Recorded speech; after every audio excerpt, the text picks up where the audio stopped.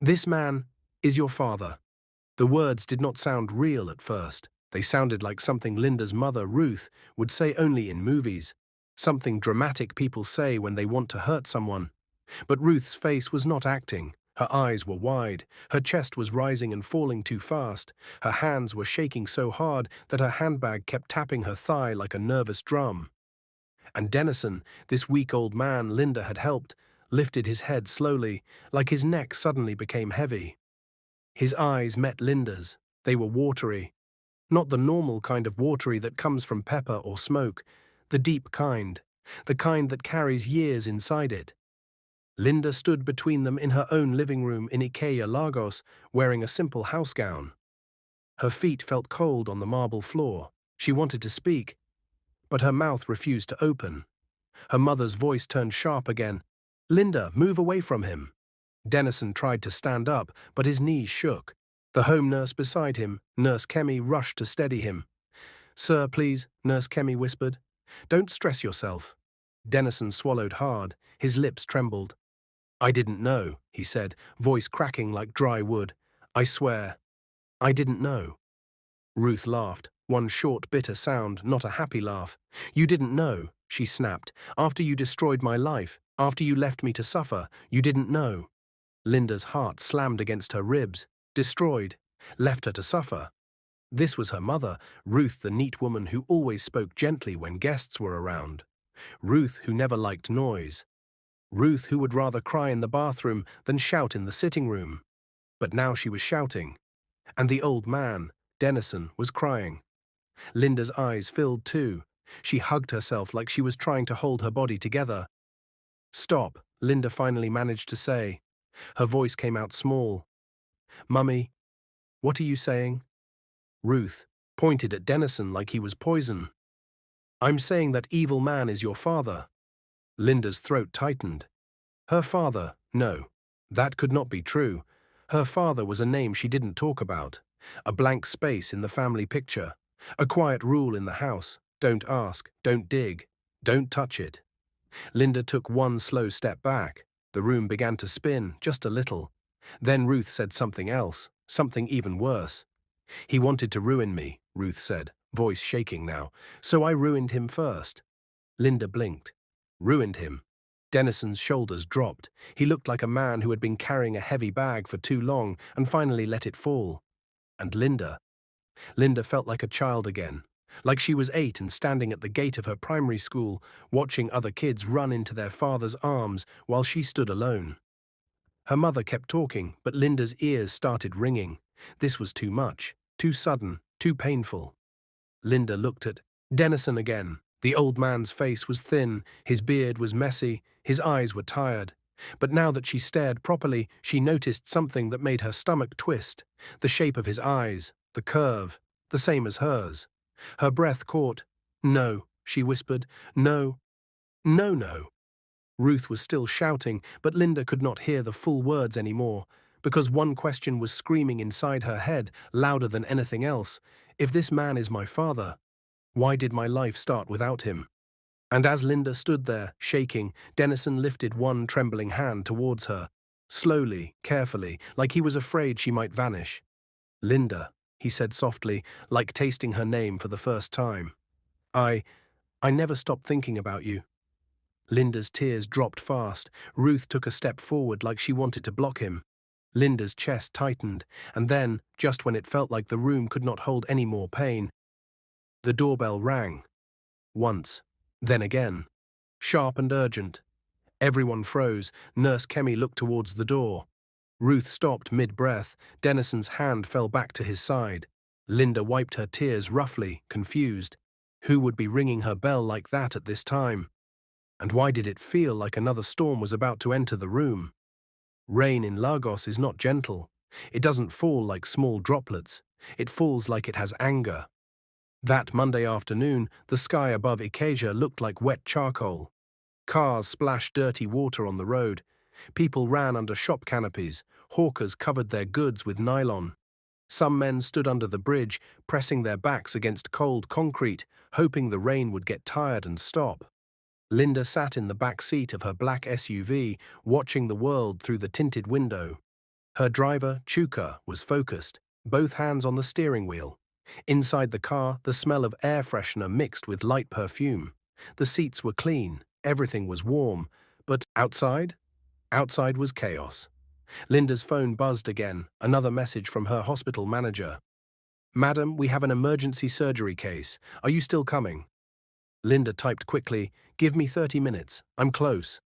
She was a doctor, a medical director. She had seen blood. She had seen people beg. She had seen mothers crying in hospital corridors, so she told herself she was used to human pain. But that day, something caught her eyes at the underbridge. Chuka slowed a bit because traffic was tight, and Linda saw him, an old man, curled up close to a pillar like a bundle someone threw away. His clothes were soaked. A tattered blue kaftan clung to his thin body. His beard was overgrown and wet. His hair looked like it had forgotten what a comb was. He was shivering. Not normal shivering, the kind where your whole body shakes like it might break. People walked past him like he was not there. A young man with earbuds stepped over his legs. A woman carrying pure water hurried away, her nose wrinkled. A bus conductor shouted, "Ojota, Ojota," like the old man was air. Linda's heart squeezed. She leaned forward. "Chuka," she said. "Yes, Ma." "Stop." Chuka's eyes widened in the mirror. "Ma, here, underbridge?" "Yes, stop." Chuka hesitated because drivers behind them started honking, but he found a spot near the curb and pulled over. "Ma, it's raining," Chuka warned. Linda didn't answer. She grabbed her umbrella, pushed the door open, and stepped into the rain. The cold water hit her face and neck immediately. Her expensive white suit began to get dotted with dark spots. But Linda barely noticed. She walked quickly towards the old man. Up close, he looked worse. His lips were pale. His eyes were half closed. His hands were trembling so much he could hardly hold them together. Linda crouched beside him, careful not to splash water into his face. "Sir," she said softly, "Sir, can you hear me?" The old man's eyelids lifted slowly. His eyes tried to focus. He looked at Linda like he was not sure if she was real. "Please," he whispered, I'm fine." His voice was weak, like paper. Linda shook her head. "You're not fine," she said. "You're shaking." The old man tried to sit up, but his body failed him. He fell back with a small groan. Linda's throat tightened. She had seen this before. Hypothermia, weakness, possible infection, maybe worse. And in that moment, Linda didn't think about social media. She didn't think about the suit she just bought. She didn't think about people watching. She thought one thing. This man could die here. Linda opened her umbrella wider and held it over both of them, even though the rain still came in sideways. "Sir," she said, voice firm now, "come with me to the car." The old man blinked. "Why?" Linda swallowed. Because the truth was simple. Because it was the only thing her heart could say. "I can see you are not feeling fine," she said, "and I won't allow you to die here, even though I don't know you." Those words broke something in the old man. His face twitched, then his eyes filled. Tears mixed with rain and rolled down his cheeks. He tried to hide it, turning his head slightly, but Linda saw. "You," he whispered, "you don't know me. And you still—" His voice cracked. He covered his mouth with a shaking hand and cried quietly. Linda felt her own eyes sting. She reached out and touched his shoulder gently. "Please," she said, "no talking. Let's stand up." The old man tried again, but his legs refused to cooperate. Linda waved quickly at the car. "Chuka!" she shouted. Chuka ran out with another umbrella, looking worried. "Ma, this place is not safe." "Help me," Linda cut in. "Now!" Chuka's expression changed when he saw the old man properly. Together they lifted him, carefully. The old man's body was light, too light for a grown man, like he had been losing himself for years. They guided him to the SUV. Linda opened the back door wide. Chuka helped settle him in. Linda climbed in after him, still holding the umbrella outside for a second before closing it.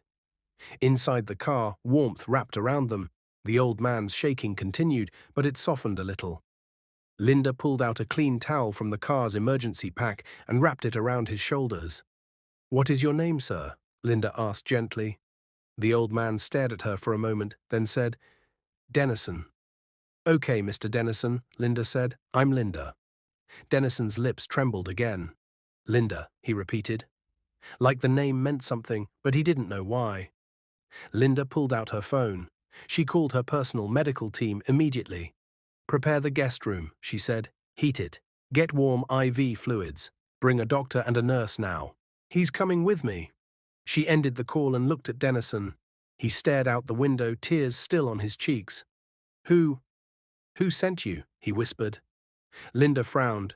Sent me? Dennison shook his head slowly. I have been invisible for years, he said.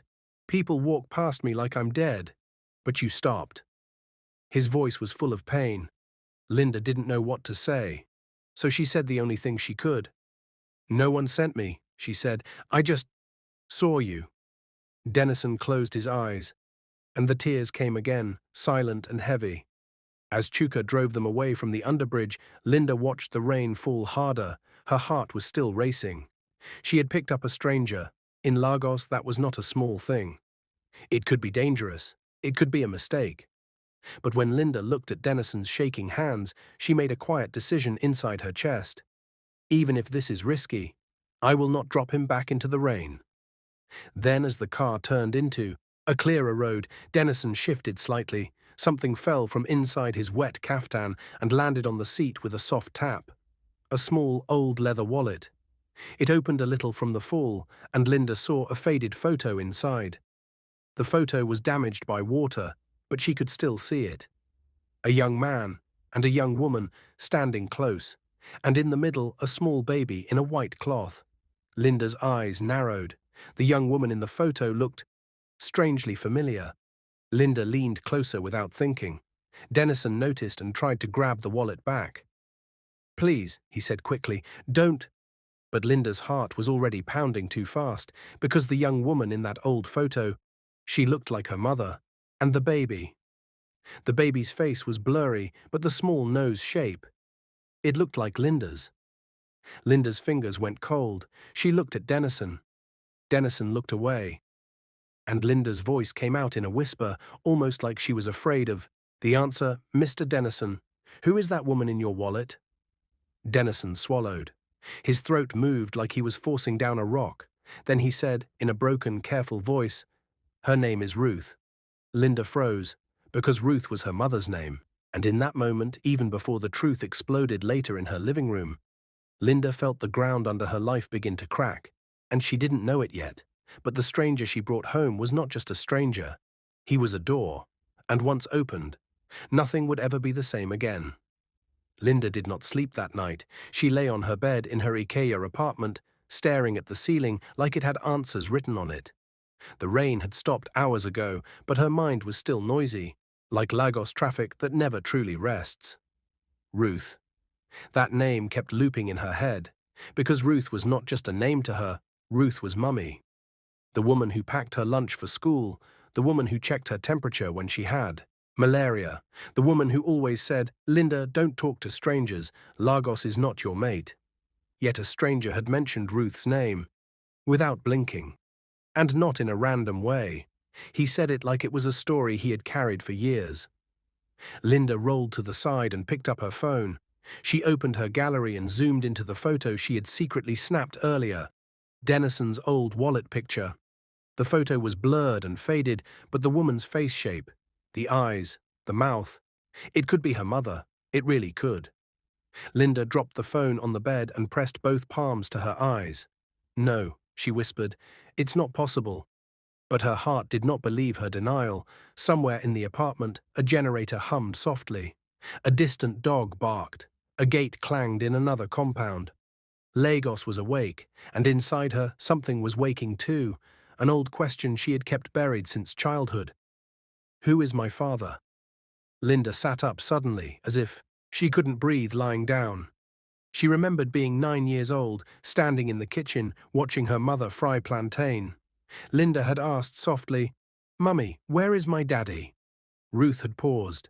Her hand holding the spoon froze in mid-air. Then she had turned and smiled too quickly. Eat your food, Ruth said. That was all. No story, no explanation. Just a wall. Another time, when Linda was 12, her friend in school had bragged about her dad buying her a new phone. Linda had come home and tried again. "Mummy, my friends have fathers. Don't I have one?"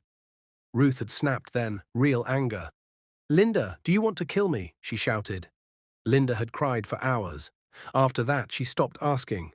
She learned the rules of her mother's silence. Rule 1, don't mention father.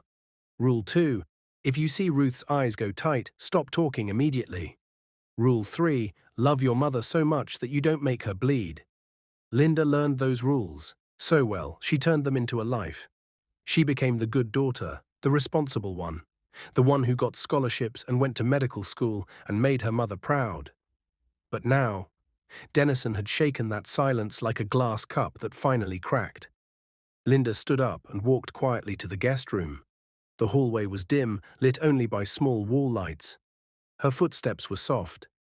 She did not want to wake anyone. When she reached the guest room door, she hesitated. Dennison was inside, a man she had picked from the underbridge like a dropped item. A man she didn't know, a man who might be connected to her mother. Linda held her breath and opened the door gently. The room smelled of antiseptic and warm tea. A small bedside lamp was on. Nurse Kemi sat on a chair near the bed, her head bent as she wrote something in a notebook. She looked up quickly. "Dr. Linda," she whispered, standing. "Good evening, Ma."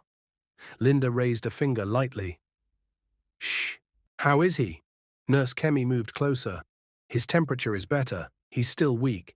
He slept for 2 hours, woke up, took the pap and medicine, then slept again." Linda looked at the bed. Dennison was lying on his side, blanket pulled up to his chest. His breathing was slow and uneven, like a man who had spent too many nights fighting cold. Linda felt something twist in her stomach. In the hospital, she saw suffering every day. But seeing it in her own home felt different. It felt personal.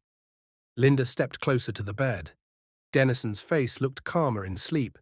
The sharp worry lines on his forehead relaxed slightly. His beard was still messy, but clean now. Nurse Kemi had helped wash him earlier. Linda stared at him. She searched his features like she was trying to solve a puzzle. His nose was not like hers, but the eyes, those eyes still bothered her. Linda turned to Nurse Kemi. "Did he say anything before he slept?" Nurse Kemi hesitated, then nodded. "He asked me, 'If you are married?'" Linda blinked. "He asked that?" "Yes, Ma, I told him I don't know." Linda forced a small smile that didn't reach her eyes. "What else?" Nurse Kemi lowered her voice. "He said he has a daughter somewhere. He said he doesn't even know if she is alive." Linda's throat tightened. "She said that?" Linda asked. Nurse Kemi nodded. "Yes. He was crying. He said he lost his family a long time ago. Then he kept repeating your name. Linda. Linda. Like he was praying it." Linda's heart jumped. She stared at Dennison again. Why would a stranger repeat her name like prayer? Why would a man, old and homeless, hold her name like treasure? Linda's mind raced. She didn't know if she wanted answers or if she wanted to run away from them. She stepped back slowly. "Thank you," she told Nurse Kemi. "Get some rest. I'll stay for a bit." Nurse Kemi looked unsure. "Ma, you've been working. All day." "I'm okay," Linda said. Nurse Kemi nodded reluctantly and left. The door closed softly. Now it was just Linda and Dennison. Linda pulled a chair and sat near the bed. She stared at him for a long moment. Her fingers moved without thinking. She took out her phone and opened her mother's contact. "Mummy." Her thumb hovered over the call button. She imagined calling Ruth at 2 a.m. She imagined Ruth's sleepy voice. "Linda? What happened?" Linda imagined herself asking, "Do you know Dennison?" But even in imagination, Ruth's face hardened. The wall came up. Linda dropped her phone again. "No," she whispered, "not like this." She decided something. If there was truth, it would come slowly, carefully, like removing a thorn without breaking it deeper inside the skin.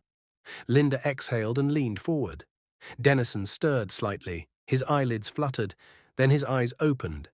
He stared at her for a second, confused, as if he thought he was still under the bridge. Then he saw the clean room, the soft light, the blanket. And he remembered. He tried to sit up quickly. Linda stood and helped him gently. Easy, please. Dennison swallowed, his voice rough. I'm sorry. For what? Linda asked. For entering your life, he said, eyes dropping. Linda felt a wave of pity, then confusion, then fear. She sat back down. You didn't enter my life. I brought you. Dennison looked at her. Why? Linda hesitated, because she could say, I'm a doctor. She could say, it's human kindness. But the truth was deeper and messier. I saw you, she said simply, and I couldn't leave you there. Dennison's lips trembled again. People have left me there for years.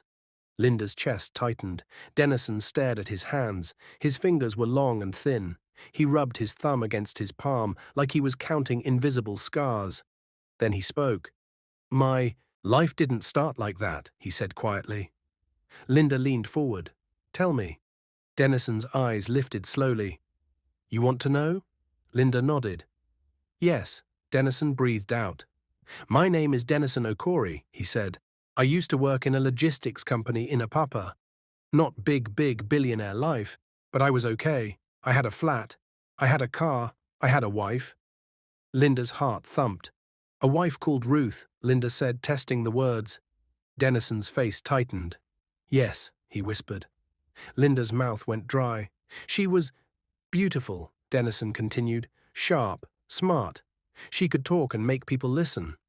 When she smiled, you forgot your worries. Linda felt chills. That sounded like her mother, but the Ruth she knew never spoke about being happy in the past. It was like joy had been deleted from her old memories.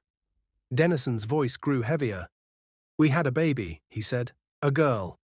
Linda's hands tightened around the armrest of her chair. Dennison continued, eyes shining with tears. I didn't even hold her well, he said.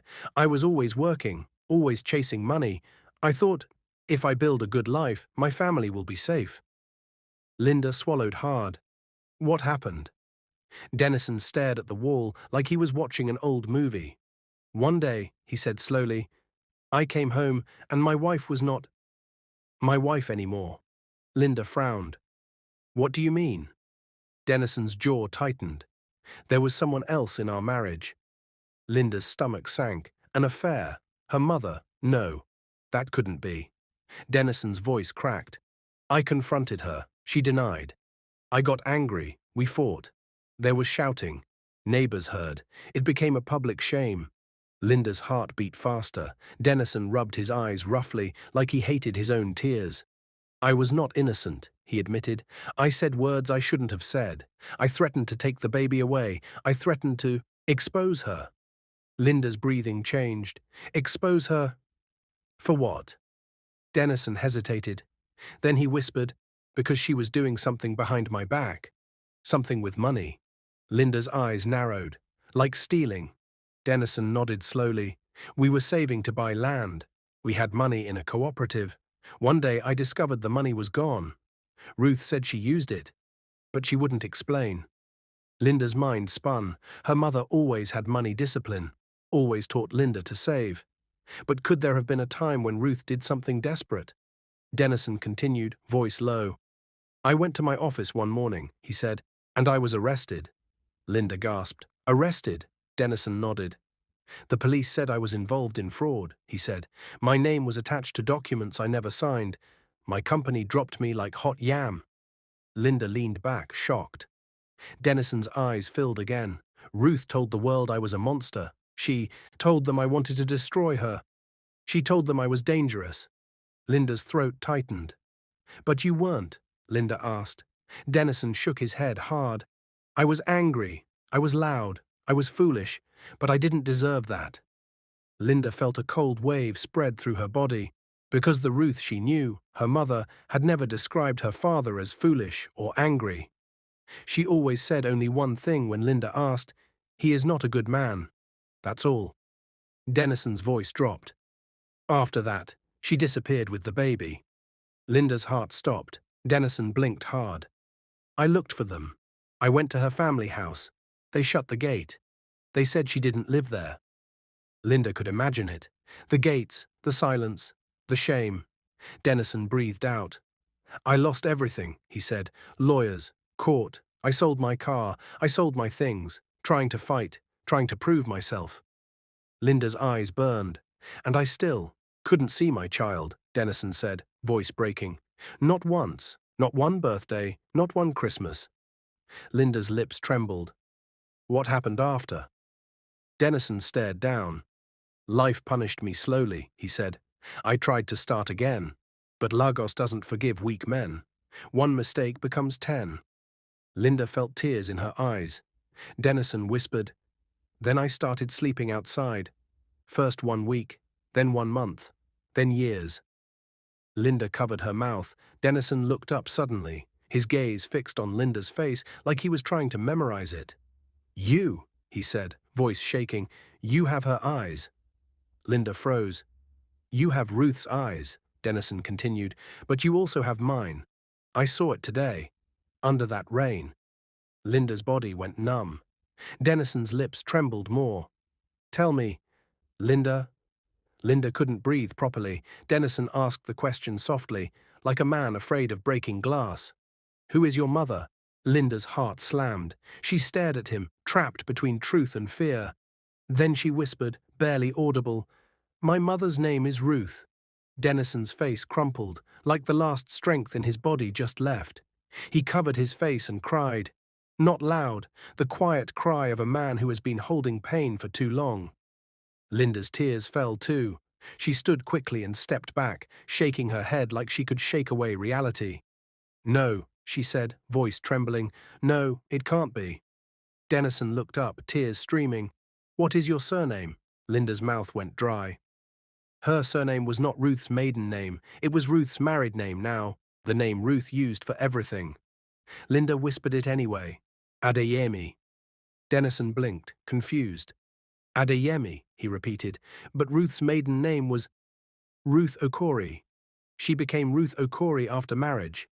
Then later. He stopped, like he suddenly understood something. His eyes widened, slightly. She remarried, he whispered. She remarried and changed your surname. Linda felt dizzy. Dennison's breathing turned shaky. And you, he whispered, you're the baby girl. Linda grabbed the chair to steady herself. Her head felt hot. Her skin felt cold. Everything inside her was fighting. This is impossible. But it makes sense. But it's too painful. But the photo, the name, the eyes. Linda stumbled back. I need water, she whispered.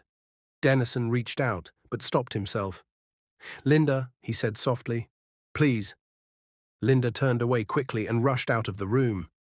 She walked fast down the hallway, not caring that her cheeks were wet. She went into the kitchen and opened the fridge with shaking hands. She poured cold water into a glass and drank. The water did not calm her. Her mind was screaming. If Dennison was her father, then her whole childhood was built on a secret. Her mother's silence was not just silence. It was a choice. Linda leaned on the kitchen counter, breathing hard. She imagined Ruth's face. Ruth would deny. Ruth would scream. Ruth would cry. Ruth might even break things. Linda didn't know. All she knew was this. If she called her mother now, something big would explode. And if she didn't call, this truth would rot inside her. Linda wiped her face and walked back slowly to the guest room. She opened the door. Dennison had stopped crying, but his eyes were red. He looked like a man who had been hit by joy and pain at the same time. When he saw Linda, he sat up straighter. Linda stood at the doorway, shaking. Dennison spoke first. My daughter, he whispered. Linda flinched. That word hit her like a slap. My daughter, he repeated softer. God, you're alive. Linda's eyes filled again. I don't know you, Linda said, voice breaking. I don't know you. Dennison nodded slowly. I know. His voice was gentle. That is my punishment. Linda swallowed. She tried to steady herself. If you are my father, Linda said, why didn't you find me? Dennison's face twisted in pain. I tried, he whispered. They blocked me. Linda's hands clenched. Who blocked you? Dennison looked away. Your mother. Linda's chest tightened. A heavy silence filled the room. Then Linda spoke again, voice low and sharp now. I'm calling her tomorrow. Dennison's eyes widened. Linda, I have to, Linda said. I can't carry this alone. Dennison's voice turned scared. She will not like it. Linda laughed bitterly. I can see that, she said, but I need the truth. Dennison's eyes stayed on her face. Be careful, he whispered. Linda stared back, her eyes wet but determined. I'm not a child anymore, she said. She turned and walked out, closing the door behind her. But as she walked back to her room, her phone buzzed. A message from her mother, Ruth. Linda's heart jumped. She opened it. It was short. Linda, I'm coming to see you tomorrow. Don't ask why. Just be home. Linda's hands froze. Her blood turned cold, because her mother never came unannounced. Never. And the timing was too perfect, too sharp, as if Ruth could smell the truth in the air. Linda stared at the message for a long time, then she whispered to herself, how does she know? And somewhere behind her, in the quiet guest room, Dennison coughed weakly, like a warning. Because Linda didn't know it yet, but the next day would not be a normal visit. It would be a collision. A mother, a father, and a daughter caught in the middle. And once Ruth stepped into that apartment, a secret buried for 25 years would finally start to fight its way out. Ruth arrived earlier than expected. Linda heard the gate open downstairs around 9:12 a.m. She was already dressed, sitting stiffly on the edge of her sofa, her fingers locked together so tight her knuckles were pale. Dennison was in the guest room.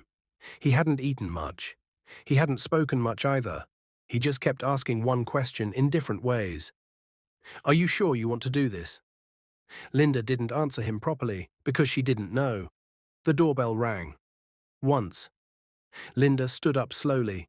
Her legs felt weak, like she had run a marathon without moving. She opened the door.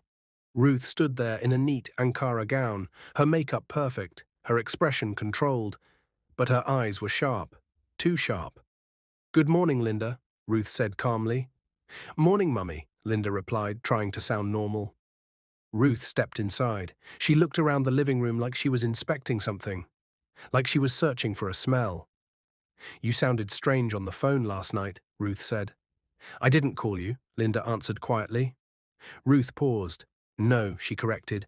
You didn't. But a mother knows. Linda swallowed. Ruth's eyes moved toward the hallway. Is someone here? She asked. Linda hesitated. This was the moment, the edge of the cliff. Yes, Linda said softly. Ruth's jaw tightened. Who? Linda exhaled. His name is Dennison. The change in Ruth was immediate. Her shoulders stiffened. Her fingers tightened around her handbag. Her lips pressed together so hard they almost disappeared. Where is he? She asked, voice low. Linda didn't speak. She simply turned toward the hallway. Ruth walked ahead of her. The guest room door was slightly open. Dennison was sitting upright on the bed when Ruth stepped in. For 3 long seconds, nobody spoke. Then Ruth's voice exploded. Who brought this evil man back into our lives? Dennison flinched. Linda rushed forward. Mummy, stop! What is wrong? Have you met him before? Ruth laughed bitterly. Met him? That man destroyed everything I had. Dennison's voice trembled. Ruth, please, don't say my name, she shouted. Linda stood frozen between them. Her heart pounded in her ears. Mummy, Linda whispered, tell me the truth. Ruth turned slowly toward her daughter. Her eyes were wet now, but not weak. Angry. Defensive. You want the truth, Ruth said. Linda nodded. Ruth pointed at Dennison. That is your father. The words dropped like a bomb. Linda's knees almost gave way. Dennison covered his face. I never knew, he cried. I never knew it was you under that bridge. Linda's tears fell freely now. You kept him away from me? She asked her mother. Ruth's lips shook. He wanted to destroy me, Ruth said, so I destroyed him first. Silence swallowed the room. Linda felt something inside her break and grow at the same time, because now the secret had a face, and it was standing right in front of her. And this was only the beginning. The room felt too small, too tight for 3 people and 25 years of silence. Linda wiped her face with the back of her hand, but the tears kept coming anyway. Mummy, what do you mean he wanted to destroy you? She asked quietly. Ruth turned sharply toward Dennison. He was reckless, she said, always shouting, always threatening. When money went missing from our savings, he blamed me without proof. Dennison shook his head weakly. Because it was gone, Ruth. The cooperative account was empty. I took it, Ruth snapped. I took it to save us. Linda blinked. Save you from what? Ruth hesitated. For the first time, she looked unsure.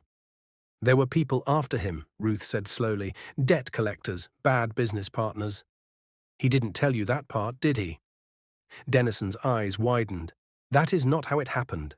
Linda raised both hands. Stop, one at a time, please. Her voice shook, but it carried weight. She was no longer the little girl in the kitchen asking about her father. She was a grown woman standing in the middle of a battlefield. Ruth inhaled sharply. There were men who came to our house, she said. They banged on the door. They said he owed money. I was pregnant. I was scared. Dennison frowned deeply. Those men were not debt collectors. They were from the cooperative. They accused me falsely. They threatened us, Ruth shouted. Yes, because someone forged my signature, Dennison shot back. The air went still. Linda's heartbeat thudded loudly. Forged? She whispered. Dennison nodded slowly. Documents were signed. Money moved. My name was used. I never saw the papers until the police showed me. Ruth's face turned pale. Linda looked from one to the other. Mummy, she said carefully, did you sign anything? Ruth looked away. Her silence was louder than shouting. Linda's stomach dropped. You did, Linda said softly. Tears gathered in Ruth's eyes. I thought I could fix it, Ruth whispered. I thought if I moved the money and covered the gaps, nobody would know. But everything got worse. Dennison stared at her in disbelief. You framed me, he said quietly. I was protecting myself, Ruth cried. You were losing control. You sent me to prison for 6 months, Dennison said, voice breaking. 6 months, Ruth. Linda gasped. You went to prison, she whispered. Dennison nodded. Ruth covered her face. I didn't know they would lock him up, she said weakly. I just wanted the investigation to stop. Linda felt dizzy. All her life, she had believed her father was dangerous. But now she saw fear, mistakes, pride. Not evil. You kept me from him, Linda said slowly. Ruth lowered her hands. I thought it was better, she said. I thought if you never knew him, you would never be hurt. Linda's tears returned. But I was hurt anyway, she whispered, by the silence. Dennison looked at her like she was sunlight. I searched for you, he said. After prison I tried, but every door was closed. Ruth's voice softened just a little. I was ashamed, she admitted. I didn't want you to grow up knowing your father was accused of fraud. And I didn't want my daughter believing I was a criminal, Dennison replied. The room filled with something new now. Not anger, regret. Linda took a deep breath. For 25 years, she said slowly, both of you chose pride over truth. Neither of them answered. Because she was right. Linda wiped her face again and looked at both of them. I'm not blaming either of you, she said softly, but this ends here.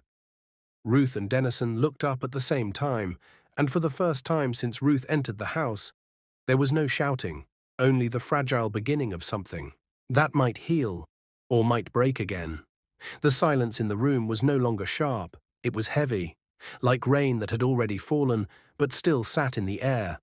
Linda stood between them, breathing slowly, trying to steady her shaking heart. For 25 years, she said again, softer this time, you both carried pain alone. Ruth's shoulders dropped. Dennison's hands rested on his knees, weak but still.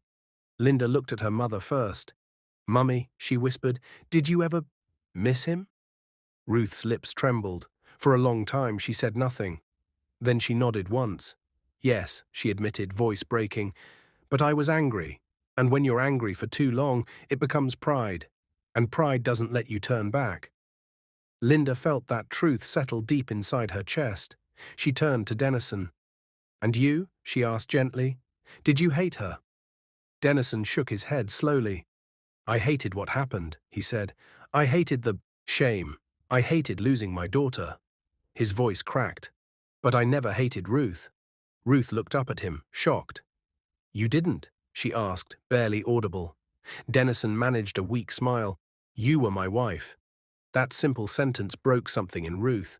She covered her mouth and began to cry, not the angry cry from before, but the quiet kind that comes from regret. I was scared, she whispered. I thought you would drag us down with you. I thought leaving was survival. Dennison nodded faintly, and I thought fighting back was strength. Linda felt tears roll down her own cheeks. So both of you were just afraid, she said softly, and I grew up inside that fear. The words hung there, true, raw. Linda stepped closer to her mother and held her hand. Then she reached for Dennison's hand too. For a moment it felt strange, like connecting two broken wires. Then something shifted. Ruth looked at Dennison fully for the first time since she walked in. You look tired, she said quietly. Dennison gave a small, sad laugh. Life can do that. Ruth wiped her face with the edge of her scarf. I went too far, she admitted. I shouldn't have let the world believe you were evil. Dennison's eyes filled again. I wasn't perfect. No one is, Linda said gently. Then something unexpected happened. Ruth took one slow step toward the bed. Dennison froze. Another step, then another, and finally Ruth reached out, hesitating just a second, before wrapping her arms around him. It was awkward at first, careful, fragile, but then Dennison's hands lifted and held her back. Both of them cried. Linda watched, tears falling freely, her heart full and aching at the same time. 25 years of silence, broken in one embrace. Linda smiled through her tears. I won't allow any of you to lose each other again, she whispered. And in that moment, the family that had been separated by fear and pride found its way back to one another. If you like this story, comment, share, and subscribe to our channel for more interesting stories.